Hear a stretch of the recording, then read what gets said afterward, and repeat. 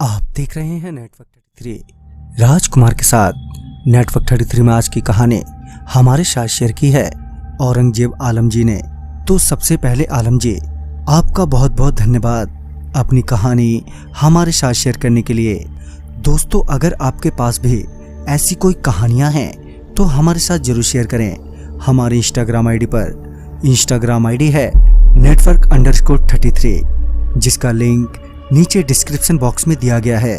तो चलिए बढ़ते हैं आज की कहानी की ओर।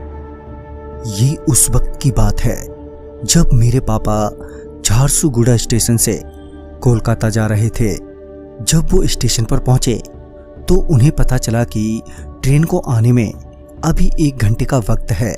चूंकि उनकी ट्रेन आने में अभी 1 घंटे का वक्त था तो उन्होंने सोचा कि क्यों ना सफर के लिए कुछ खाने पीने के लिए ले लिया जाए। यूं तो इक्का दुक्का लोग उस वक्त स्टेशन पर नजर आ रहे थे, मगर इसके बावजूद भी स्टेशन काफी सुनसान लग रहा था। उतनी हलचल नहीं थी जितनी अमूमन की रेलवे स्टेशन पर होती है। वैसे तो आमतौर पर स्टेशन पर हर वक्त भीड़ होती ही है, मगर उस रात झारसुगुड़ा स्टेशन पर बिल्कुल भी भीड़ नहीं थी। खैर, पापा को थोड़ा ढूंढने के बाद उन्हें एक नमकीन बिस्किट बेचने वाला मिल ही गया। नमकीन बिस्किट खरीदने के बाद पापा प्लेटफार्म नंबर 5 पे जाकर बैठ गए और अपने ट्रेन के आने का वेट करने लगे।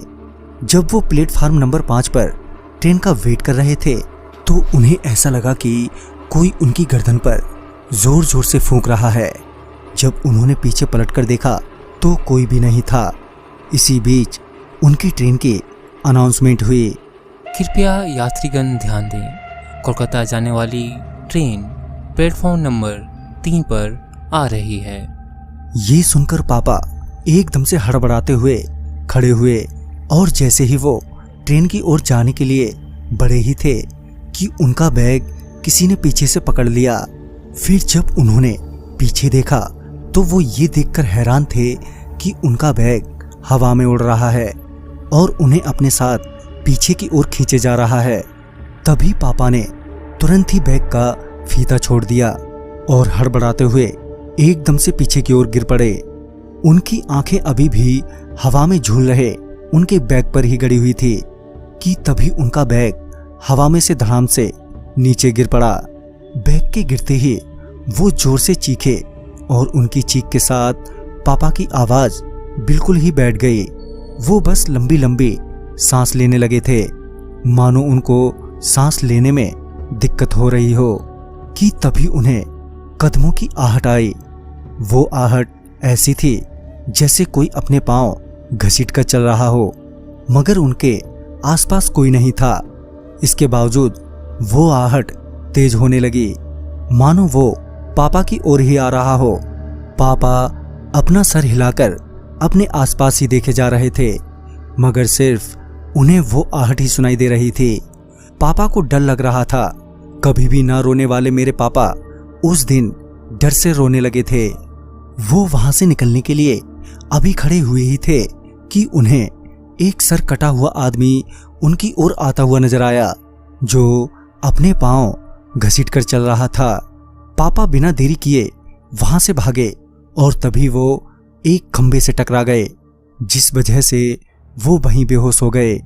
जब उन्हें होश आया तो वो उसी स्टेशन के रूम में थे जहां एक डॉक्टर और रेलवे मास्टर था। जब पापा ने अपने साथ हुए हादसे के बारे में उन्हें बताया तो वो हैरानी से उन्हें देखने लगे और बोले कि यहाँ तो प्लेटफार्म नंबर 5 है ही नहीं, फिर तुम कैसे प्लेटफार्म नंबर 5 पर पहुंच गए? और तो और जब तुम हमें मिले तो उस वक्त तुम प्लेटफार्म नंबर 3 पर ही थे। पापा ने जब बाहर आकर देखा तो सच में वहां पर प्लेटफार्म नंबर 5 नहीं था, मगर ऐसा कैसे हो सकता था? खैर, आज पापा उस बात को लेकर सोचते हैं कि आखिर क्या हुआ था उन्हें उस रात। तो दोस्तों, इस कहानी में बस इतना ही। कहानी आपको पसंद आई हो तो लाइक शेयर करें और साथ ही हमें कमेंट बॉक्स में जरूर बताएं। तो मैं आपका दोस्त राजकुमार जल्द ही मिलूंगा आप ही की भेजी हुई एक नई कहानी के साथ। तब तक के लिए बाय एंड टेक केयर।